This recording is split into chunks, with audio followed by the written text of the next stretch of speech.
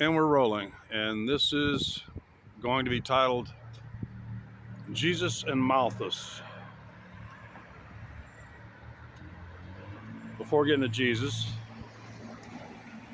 let me state that especially during the COVID years, I began to really tend to agree with Malthus's Thomas Malthus, the first statistician to really prove that human population will always exceed food supply. And he was pretty harsh about humanity. He said essentially we should just be shoveled and forced into tenements and unleashed the plague. And he really developed a dark. I've been, unfortunately, maybe this coming upon Yom Kippur, that's perhaps what I should atone for this year, is for having feelings like that towards my fellow man. And so that's Malthusian. It's that, and it was really a statistical, scientific correlation of what Jesus said thousands of years ago, because that's what I was commenting on, was about somebody was criticizing that the small amount of money that was spent to land a satellite or crash a, a, a, a probe into an asteroid, and how that could have been used to feed the hungry and starving, and how it helped feed and house. I'm sorry, that small amount of money wouldn't do anything. This is where Jesus needs to come in. If those of you who've read all the translations and studied the Bible a bit know that I'm about to give you one of the most accurate translations so that you understand. And Jesus had been on a long journey with his, I think it was actually may have been Palm, was it Palm Sunday, whatever. And his feet were all tore up, and he was getting a good foot rub with very expensive scented oil and stuff like that. And Judas, his treasurer, complained that Jesus, we could use this money to feed, starving people and stuff. And Jesus just calmly said, "The poor shall always be with us." And you really need to think about that. Does he mean religiously that the poor will naturally be attracted to us? He was stating what Thomas Malthus stated, which is population tends to always exceed food sources. However, so I'm trying to get to the point here quickly, so y'all watch this. Now, I believe we have the technology to feed and house every person on this planet. But the problem is, and I'll have to remind myself to repeat it later, is that the supply chain is full of thieves who hide behind nationalism and tribalism and religion is kind of a excuse for their greed, their theft, and with the help of a friend, I came up with a perfectly workable design that within just Texas here, if we go to at least 100 stories and do everything just the way I came up with, my only thing I needed help with is with an engineer to handle the numbers and stuff. Well, I did the pure science of figuring out how to build kind of my version of a perfect world. And we came up with numbers as high as 100 billion people. But of course, you lose certain freedoms. You'll be free to go into the countryside and go hunting and fishing, but you got to bring it back and share it with everybody else within the urban area. It will be almost all urban. If you really understand all the biology and stuff like that, you can let crops grow wild. We don't need insecticides. Matter of fact, pest damage from insecticides has doubled since their introduction. The first one, it went from like 7% to 14%. It's not really, and I've come up with a great design. Maybe I'll talk about it in the future, where I think we could easily house and feed and all that stuff, and leave the whole rest of the world as a huge playground and free wild growing. But that would be part of your obligation of paying for your frequent vacations out of town is that when you come back, you bring a sack full of cotton or whatever, you bring back a sack full of blueberries, you bring back a moose carcass, you bring back and share the fish with everybody else. On top of every building and everything, fast growing crops, radishes every 10 days. There's just within the city I designed, I figured I could calculate it, I could produce about 3 to 4%. If you're talking about total calories or volume and stuff like that, it's higher of just by having, fast growing crops on top of the roof, everything exposed. There'd also be solar aspects to that. It can be done to tens of billions, 100 billion people. But what's still, you can't really get away from the fact, I gotta have a light here.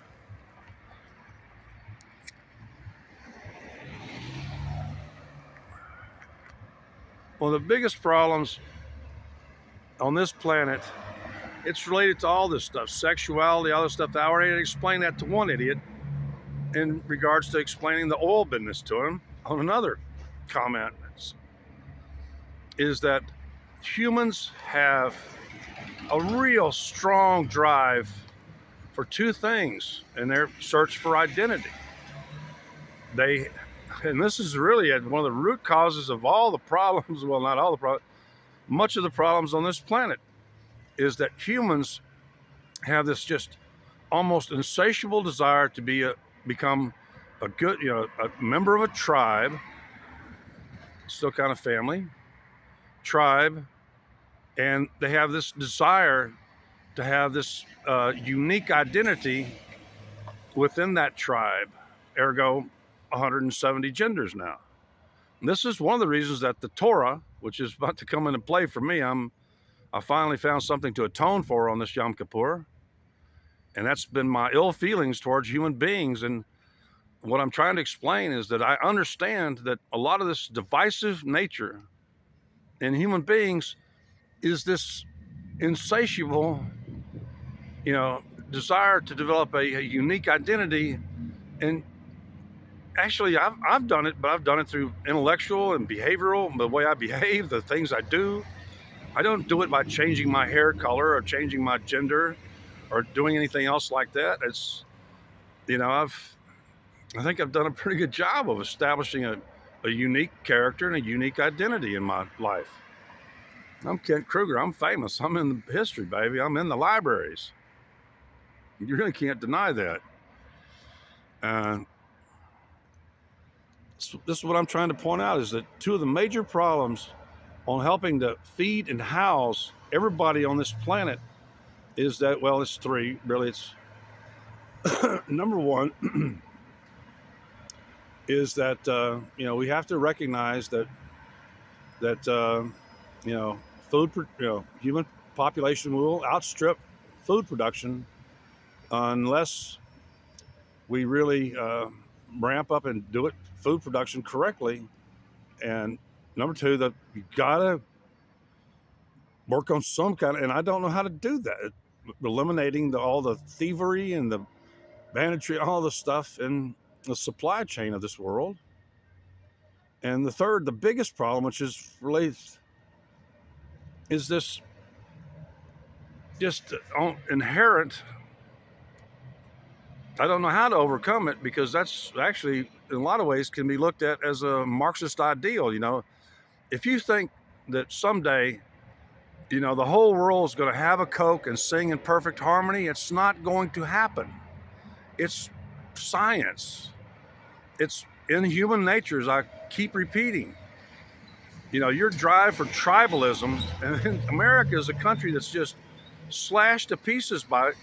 I don't even really not sure why we have 50 states. That's just 50 tribes right there off the bat. That's in question to me even.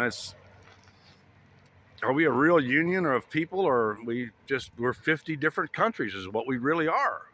And then within that country, this just burning desire for tribal identity, and then that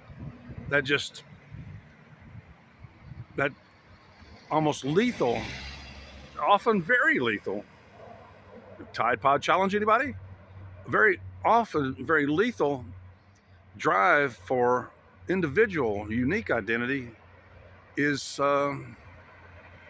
just inherent in humans. That's what all the body decorations. That's why the Torah, as I was about to go off, Torah prevents, you know, shaving the head, tattooing, piercings, and all that stuff. People who don't understand that part of the Torah don't get what that's all about. It's was the only way is actually creating a regulation where you say you can't alter your body. Oh, you lost of body autonomy, blah, blah. You can't really alter your body or disguise your sexuality and stuff like that in order to prevent this search for this unique and very divisive individual identities within the already divided tribes. We gotta just want to tell everybody it's technologically possible to feed, house, and provide medical care for everybody on this planet. Actually, they've done it in the Netherlands. And you know what? It didn't actually affect the wealth of the super elite rich. Didn't really, of course, the middle class who actually pays all the taxes, most of them agree that they're at least getting, what they pay for in their taxes.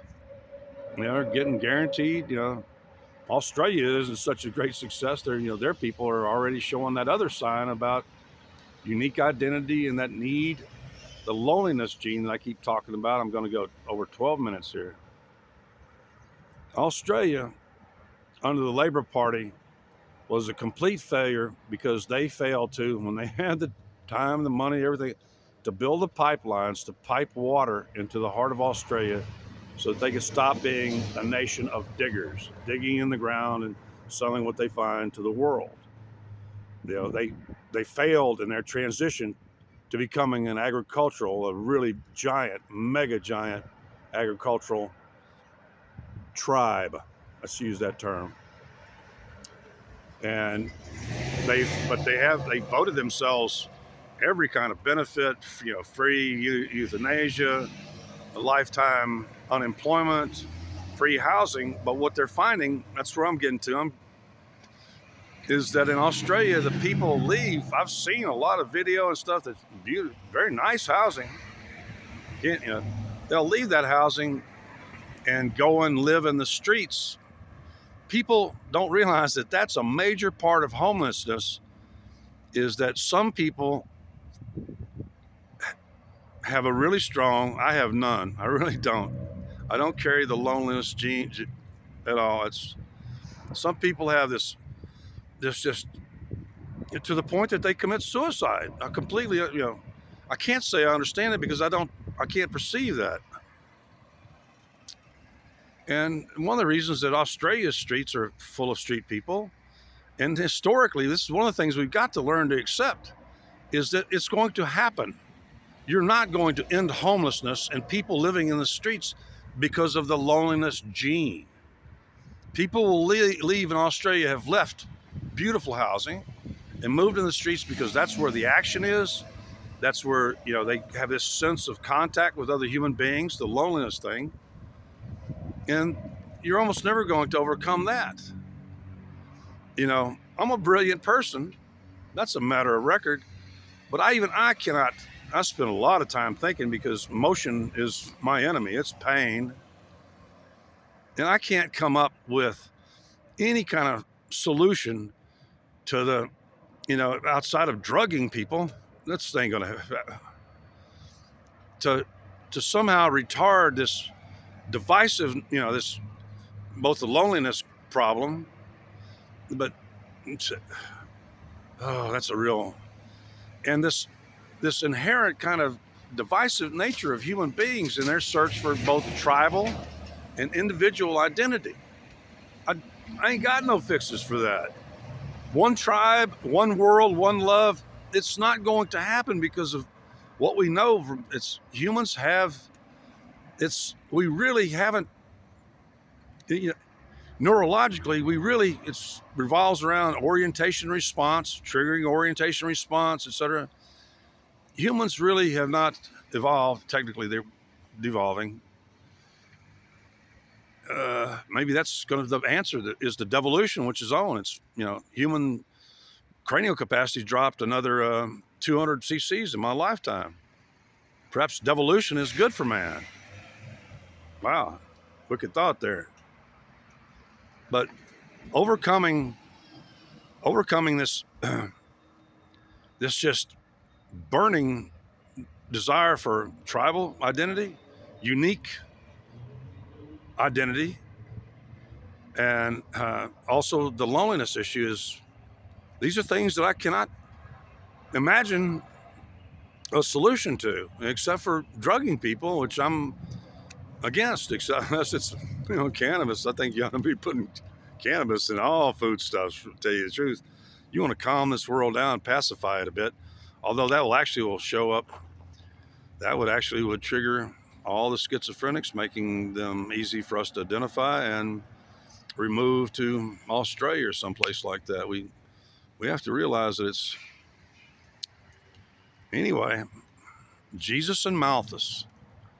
At this point, they both appear to be right, although technologically we could override Malthus's, hatefulness and desire to see. I think Malthus understands a lot that I don't understand about human beings. Is that, it's a great thing, but don't go around trying to pick on every little program, like crashing a probe into an asteroid, as another. Please, as far as our expenditures go and stuff like that, NASA, foreign aid, stuff like that have been minuscule items in our budget. Let's be real. I'd really love to see America develop some sort of independent party where we start pushing the ideals. See, that's one of the things that I actually see. I don't know if you notice it, but I kind of like conformity because I stand out anyway. I don't need. I'm usually a head to a foot and a half taller than most people wherever I go, especially now with the changing demographics. But I've got nothing. Actually, I like to wear the same type of shirts every day, same slacks, same pants, same shoes. I have no problem with that. That's one of the things I didn't really disagree with, the uniformity that was tried to introduce by Mao and stuff like that, and even the Soviets tried to didn't really push it, but it's because that's even in conforms with God's law about not standing out and stuff, about not dressing flashy and dressing in some kind of uniformity, stuff like that. It's let your personality that make you stand out. Be a polite person, be a sweet person, be a funny person, be anything other than pretty much what you are now, which is most of you are a bunch of whining me, really vicious, radical. And I want to end with this: is all of you who weren't there during the 60s, you don't don't know that the hippies were a violent revolutionary group who killed people. I was there. Most of y'all, you really have you lack any kind of historical perspective or a decent education. And most of you are just absolutely incompetent, independent thought. You let everybody else, tell you what to think and what comes out of your mouth and stuff. So that's really the issue here is Jesus and Malthus were at the root, were technically correct, but now we could overcome it, except for the problems inherent in human beings. Number 1, loneliness. Number 2, tribal identity. Number 3, unique individual identity. Yeah, I need to cut my nails. I don't give a shit. So there, I presented it to you. That's Jesus and Malthus in a heartbeat. The poor shall always be with us. Later. Please subscribe, like, and subscribe.